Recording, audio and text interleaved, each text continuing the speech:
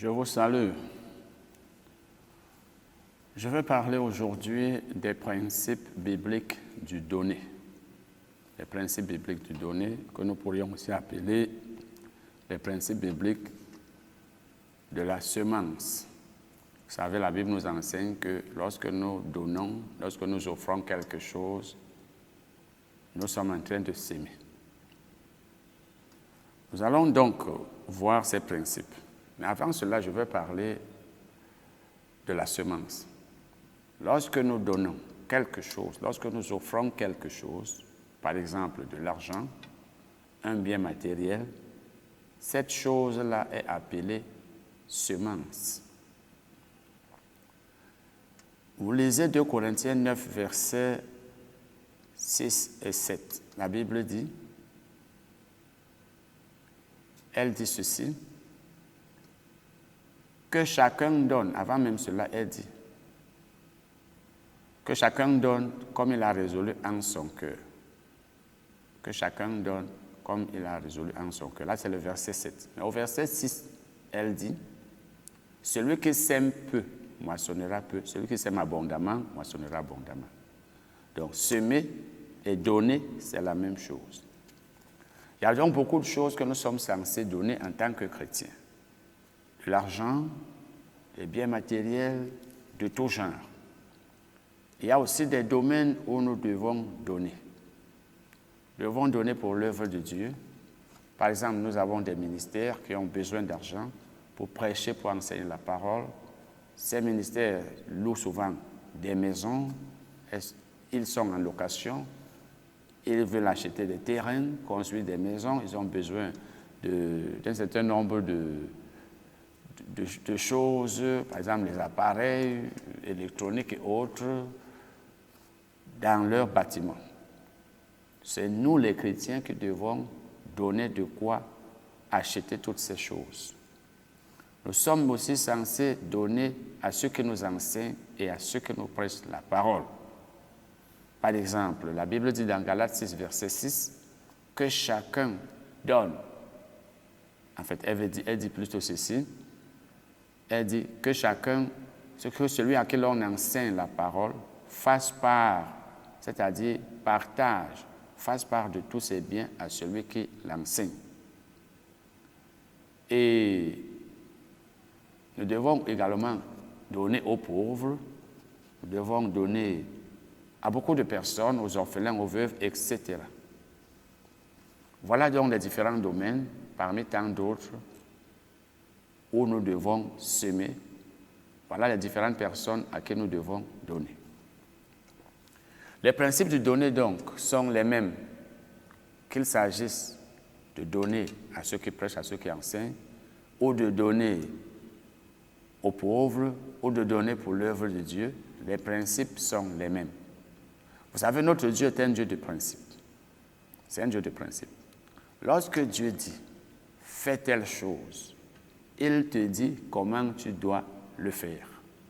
Il ne suffit donc pas de donner, mais il faut donner selon les principes de Dieu.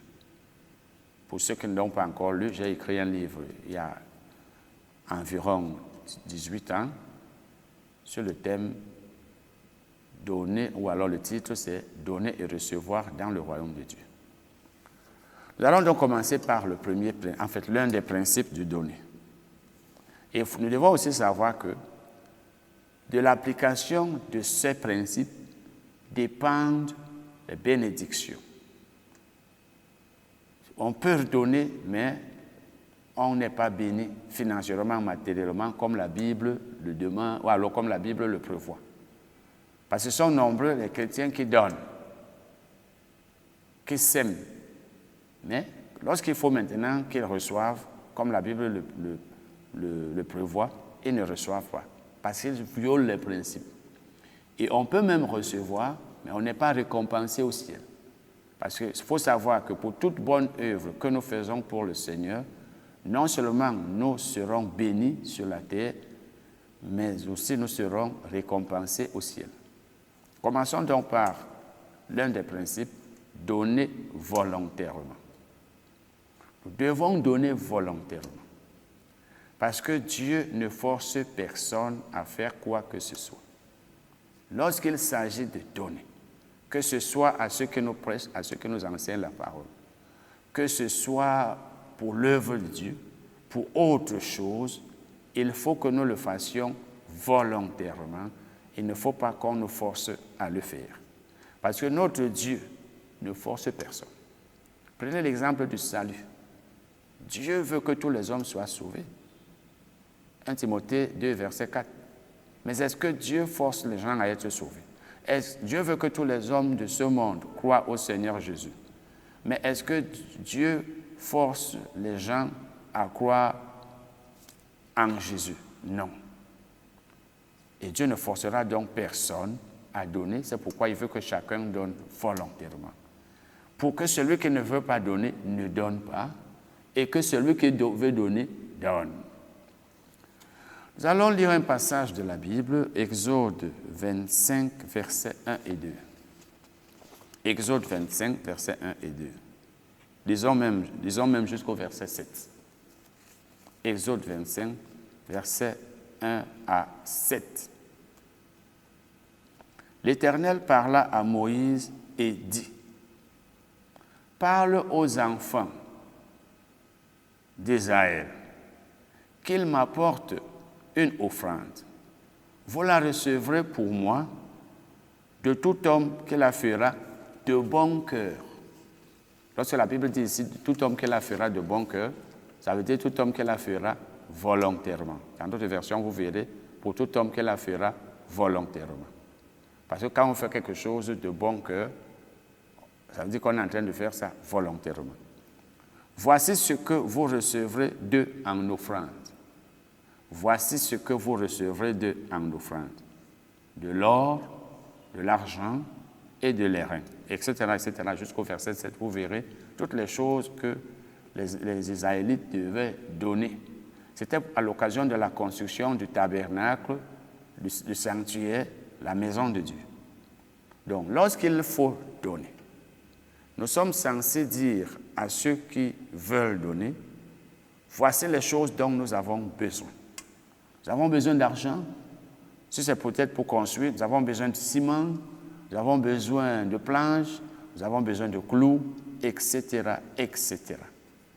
Et il revient donc à chacun de donner volontairement ce qu'il a et ce qu'il veut donner. Nous allons lire maintenant un autre passage, c'est 1 Chronique 29, verset 5. Nous allons lire 1 Chronique 29, disons même les versets 1 à 9. 1 Chronique 29, verset 1 à 9. Le roi David dit à toute l'assemblée, mon fils Salomon, le seul que Dieu ait choisi, est jeune et d'un âge habile. Et l'ouvrage est considérable, car ce palais n'est pas pour un homme, mais il est pour l'Éternel Dieu. Ils étaient sur le point de construire le temple, qui était la maison de Dieu à l'époque. J'ai mis toutes mes forces à préparer pour la maison de mon Dieu de l'or pour ce qui est d'or, pour ce qui doit être d'or, de l'argent pour ce qui doit être d'argent, de l'airain pour ce qui doit être d'airain, de fer pour ce qui doit être de fer et du bois pour ce qui doit être du bois, des pierres d'onyx et des pierres à enchâsser, des pierres brillantes et de diverses, etc., etc. On peut laisser tout cela, vous allez lire vous-même. Lisons le verset 5 et même le verset 6 et également le verset 9. L'or pur de qui doit être pur et l'argent pour ce qui doit être d'argent et pour tous les travaux qu'exécuteront les ouvriers. Qui veut encore présenter, regardez bien, volontairement aujourd'hui ses offrandes à l'Éternel. Donc David a dit, qui veut présenter volontairement? Ça veut dire si quelqu'un ne veut pas présenter ses offrandes, qu'il ne le fasse pas. Mais celui qui veut les présenter, il faut qu'il le fasse volontairement. Les chefs des maisons paternelles, les chefs des tribus d'Israël, les chefs des milliers et de centaines, et des intendants du roi, et les intendants du roi, firent volontairement des offrandes. Vous voyez, il y a le mot volontaire, volontairement, un peu partout. Nous allons maintenant au verset 9. La Bible dit, « Le peuple se réjouit de leurs offrandes volontaires, car c'était avec un cœur bien disposé qu'il les faisait à l'Éternel. Et le roi David en eut aussi une grande joie. » Donc le peuple faisait des offrandes volontairement. Et ici la Bible dit, c'était avec un cœur bien disposé. Dans d'autres versions, vous verrez, c'était avec un cœur, c'était volontairement qu'il le faisait. Donc, quand quelqu'un avait la volonté de donner, il donnait. Celui qui n'avait pas la volonté de donner, ne donnait pas. Parce qu'avec Dieu, si certains ne veulent pas donner, si le projet vient de Dieu, l'argent suffira. L'argent suffira. Les choses que nous offrons seront suffisantes. C'est pourquoi donc nous disons à ceux qui dirigent les ministères chrétiens, aux pasteurs, à toutes les personnes qui font l'œuvre de Dieu, ne demandons pas aux gens, ne forçons pas les gens, comme certains le font. Laissons ceux qui veulent donner, donner. Laissons les chiches, les radins, ne pas donner. Dieu utilisera toujours des gens pour que ce dont nous avons besoin soit suffisant, que nous recevions suffisamment ce qu'il nous faut. Bien entendu, il faut avoir la foi. Parce que la raison pour laquelle certaines personnes qui dirigent dans l'Église, qui font l'œuvre de Dieu, la raison pour laquelle donc elles forcent est qu'elles n'ont pas la foi. Quand tu n'as pas la foi, tu utilises la force, tu utilises la contrainte, tu manipules, tu fais toutes sortes de choses pour que les gens donnent. Alors, nous allons lire un autre passage. Et vous voyez, la Bible dit ici qu'ils s'étaient réjouis parce qu'ils avaient donné volontairement. Quand tu donnes volontairement, tu donnes avec joie. Quand tu donnes par contrainte, tu ne donnes pas avec joie.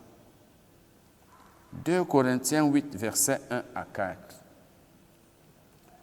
2 Corinthiens 8, versets 1 à 4. Je vais lire. Bon, et puis versets 10 à 12. Nous vous faisons connaître, frères. Là, nous sommes déjà dans le Nouveau Testament. Nous vous faisons connaître, frères, la grâce de Dieu qui s'est manifestée dans les églises de la Macédoine.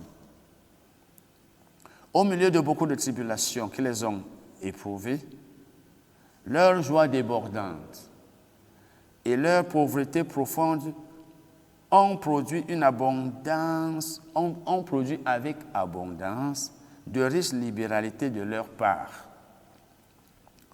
Ils ont, je l'atteste, donné volontairement, selon leurs moyens. On reviendra sur les moyens après. Et même au-delà de leurs moyens. Nous demandons avec de grandes instances la grâce de prendre part à l'assistance destinée aux saints. Donc ces chrétiens-là, c'était eux-mêmes qui demandaient à Paul et aux autres personnes qui étaient avec lui de leur permettre de donner. Donc ils insistaient même, ces chrétiens. Il faut des chrétiens dans l'Église qui veulent absolument donner quand il faut faire l'œuvre de Dieu.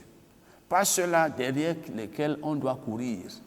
Pas ceux-là pour qui on doit utiliser toutes sortes de méthodes. Parce qu'il y en a qui le font, même non bibliques, pour avoir de l'argent. Le chrétien doit vouloir lui-même donner. La Bible dit donc au verset 10. C'est un avis que je donne là-dessus. Car cela vous convient, à vous qui, non seulement avez commencé à agir, mais qui en avez eu la volonté dès l'année dernière. Donc, ils ont eu la volonté d'agir dès l'année qui avait précédé. Ils voulaient. il faut que nous voulions donner. Et il dit encore, achevez donc maintenant d'agir achevez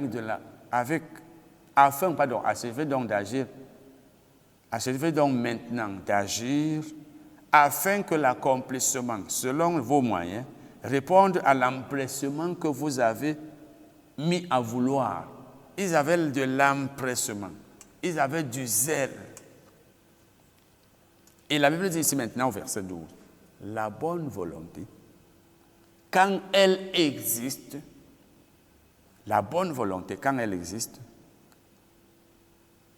est agréable en raison de ce qu'elle peut avoir à sa disposition et non de ce qu'elle n'a pas. Donc, quand tu as la bonne volonté, cela est agréable à Dieu, cela plaît à Dieu. Dieu aime les chrétiens qui font son œuvre ou alors qui soutiennent volontairement. Ce sont de tels chrétiens qui sont agréables à Dieu. Nous passons maintenant au chapitre 9, 2 Corinthiens 9, verset 7. Paul était toujours en train de parler de ces offrandes-là qui devaient être envoyées à Jérusalem pour aider les chrétiens pauvres qui étaient là-bas. Verset 7. Que chacun donne comme il l'a résolu en son cœur, sans tristesse ni contrainte. Sans tristesse ni contrainte, car Dieu aime celui qui donne avec joie. Donc, chacun devait donner comme il lui-même avait résolu dans son cœur. Tel pouvait dire, moi je vais donner 10 000. L'autre pouvait dire, moi je vais donner 50 000. C'est la personne elle-même qui doit résoudre dans son cœur ce qu'elle va donner. Et Paul dit donc, sans tristesse ni contrainte. Sans contrainte, ça veut dire sans qu'on la force. On ne doit pas forcer. Et la personne ne doit pas donner avec tristesse. Parce que lorsque vous donnez avec tristesse, aux yeux de Dieu, vous n'avez pas donné. Lorsque vous donnez parce qu'on vous a forcé, vous n'avez pas donné. La Bible dit même dans Philippiens 2, verset 14, Philippiens 2, verset 14, faites toutes choses sans murmure ni hésitation. Donc, lorsque nous murmurons, nous péchons. Les murmures constituent des péchés. Il faut que donc que nous fassions toutes choses sans murmurer. Et parmi les choses que nous devons faire sans murmurer, il y a le donner. Faites toutes choses sans murmurer. Donnez de l'argent pour l'œuvre de Dieu. Donnez de l'argent à celui qui vous enseigne. Donnez de l'argent à celui qui vous prêche. Aidez, faites ceci, cela. Aidez dans l'assemblée. Faites tel travail, mais que ce soit fait sans murmure. Il y en a qui murmurent, qui parlent par derrière. Il faut que nous aussi nous évitions de pousser les chrétiens immatures à murmurer. Parce que le chrétien mature, soit il ne donne pas, soit il donne, mais quand il ne donne pas en murmurant. Soit il ne fait pas une chose, soit il l'a fait pour la gloire de Dieu, mais lorsqu'il l'a fait, il l'a fait volontairement. Donc, donnons volontairement. Donnons volontairement. Nous allons donc lire aussi 1 Corinthiens 10, versets 1 à 6, et puis 10 à 12. 1 Corinthiens 10, versets 1 à 6 et 10 à 12.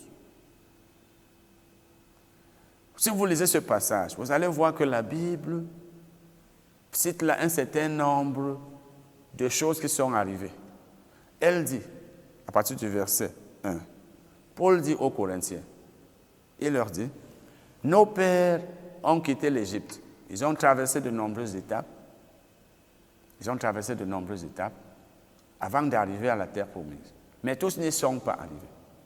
Parce que parmi eux, il y en a qui ont commis des péchés. Et ces péchés les ont empêchés d'arriver là où Dieu voulait qu'ils arrivassent.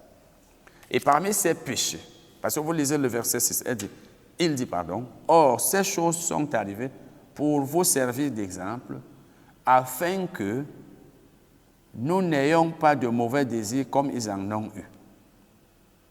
Donc les choses qui sont arrivées à Israël, leur sont arrivées pour que nous, les chrétiens aujourd'hui, nous ne fassions pas les mêmes choses mauvaises qu'ils avaient faites.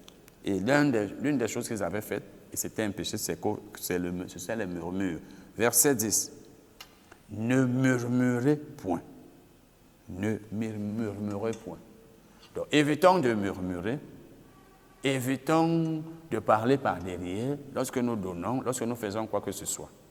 Si on veut nous pousser à murmurer, résistons, ne murmurons pas. Mieux vaut ne pas donner que de donner en murmurant. Parce que celui qui donne en murmurant et celui qui ne donne pas du tout sont pareils. Donne, mais donne volontairement. Donne, mais ne donne pas par contrainte.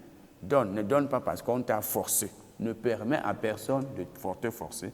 Et toi donc, qui es peut-être celui qui forçait les gens, ne force plus. Et toi qui as le pouvoir de forcer, ne force pas. La contrainte n'est pas biblique parce que Dieu lui-même ne force pas. Ce n'est pas nous les hommes qui devons forcer. Amen. Nous continuerons cet enseignement prochainement.